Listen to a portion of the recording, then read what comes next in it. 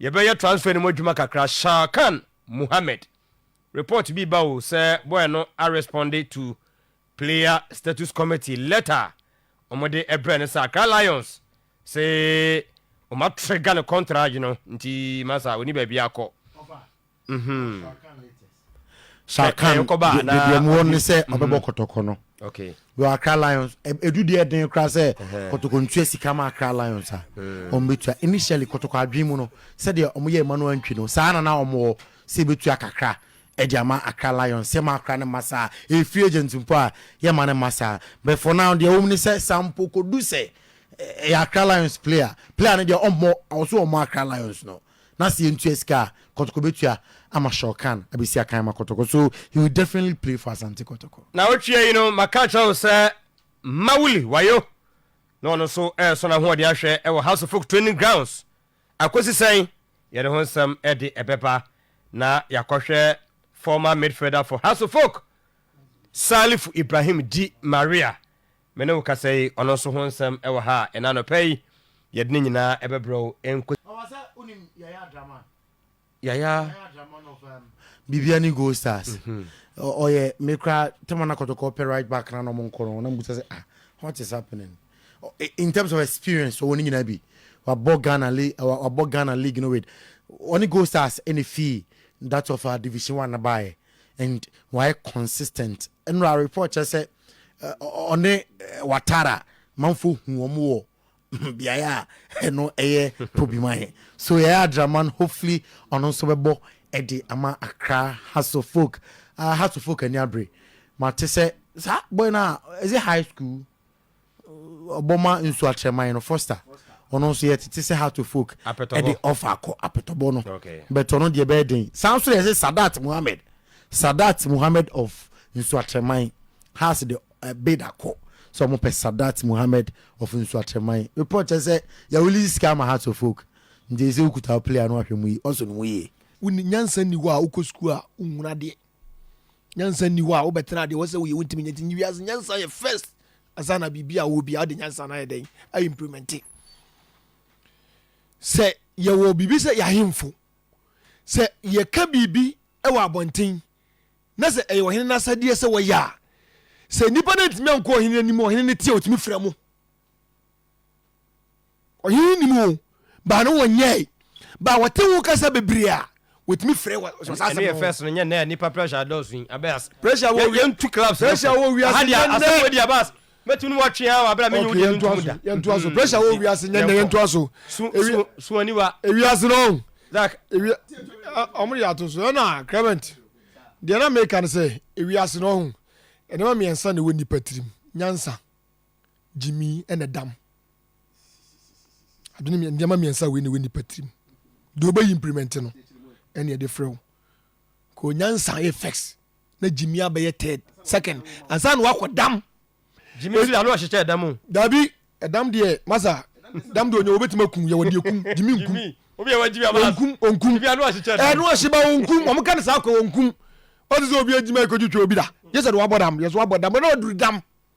what you say eti Clement de woni minyansa o de sa na otie Clement na wagimi sa aja na on de sa na otie na Clement wabodam na aja on do bodamfo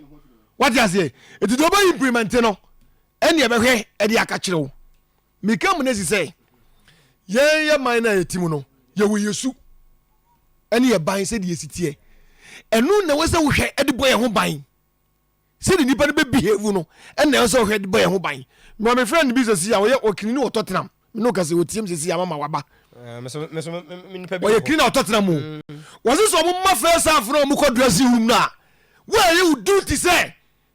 wo ya no omu waza omu piaza uzuuram omu pia eye die ye nipa no se bi nam che nipa no nipa ye nipa gyimii fo bodamfo ne onyansafo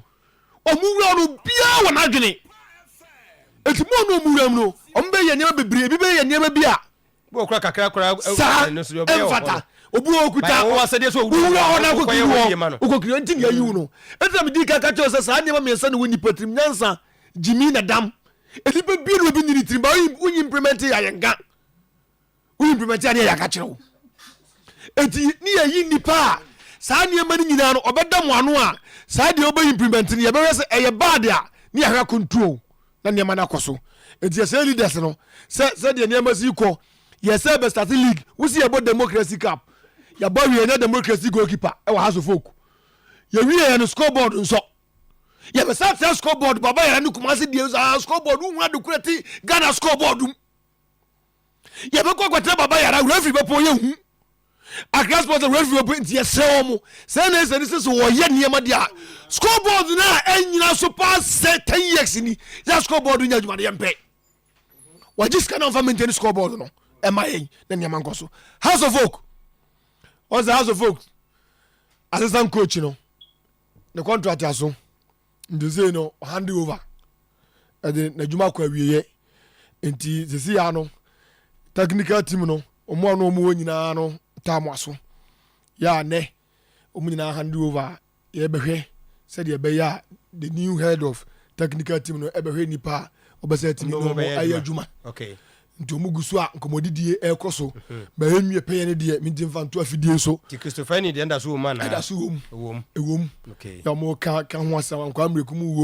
wom house of folk former players bɛsɛ 2-3 ɛwɔ mu a ɔmo yɛ yɛ sɛdeɛ ɛbɛyɛ a nneɛma ɛbɛkɔ so yie ama house of folk nka nkwa no ayɛ successful nti ɛbɛsɛ supporters ne sɛ madi ka aka sɛ ɛnneɛma mmiɛnsa ɛna ɛha bɔ kyɛ ama asesei players a ɔmo terminate ɔmo contract yɛ sika technical team deɛ contract nwu ya wo nyini nya adwuma bia ma yɛ sika what I say new players ya wo form aba no yɛ sika nti this year bo chairman o face problem of financial ɛno ne yeso ya so bo chairman say de club ne tie no ya wo yɛ nneɛma kɛse ma house folk no sɛ nneɛma kɛse ne bɛda di sɛ de asansa fa de a wɔde kyerɛ no a o wie ho a o nwia club no sɛ de wo yɛ recruitment e wo club no of late ne yɛ pɛ eti ewiase no ye wade bi wo a wo bɛyɛ anye yi a yemblemu ye ba ha yiwa dware wa betena crement na hosu program yi una electrical problem a ye dundum light a eye wasam ba betena na toto papa so anye wasam eti onya die ni ye na se team no ye nya quality players na se ye bo ye nka se force house of folk nye league this year ye nka se force house of folk Champions League ba ye ya die ni ye a utumi sɛ uwo future instant no ebe mu wangu sɛ uwo future edi esre bo chairman de owo ya no yani so ba de aka supporters yenso yemfienso mpai bo ne yetumi ne bi bi obi a won sɛ me bo chairman for the first time ya bo chairman timi akasa mate sɛ wo bo supporters din ya na no awo no groti o bie secretariat ba jesu no amomu dia so jesu mo no amomu jesu no da bi nton de ye minimum sɛ osi kasa efa club no fa eto kasa nam ka kire me colleagues this is the time was supporters mu me nyina so ne united enye ne enforce ne sika wodi wura mu this year no ye nyina moa e wo stadium na ne mantimi nkoso yie ne sika mra na bo chairman timi fa sika ni bi enra ne club no oyo obi a so wonya sika wode be ya de pa Pedasi ABASS. Nti wo moa ye nyina moa na ne mantimi nkonkan kasa no mu hwame ne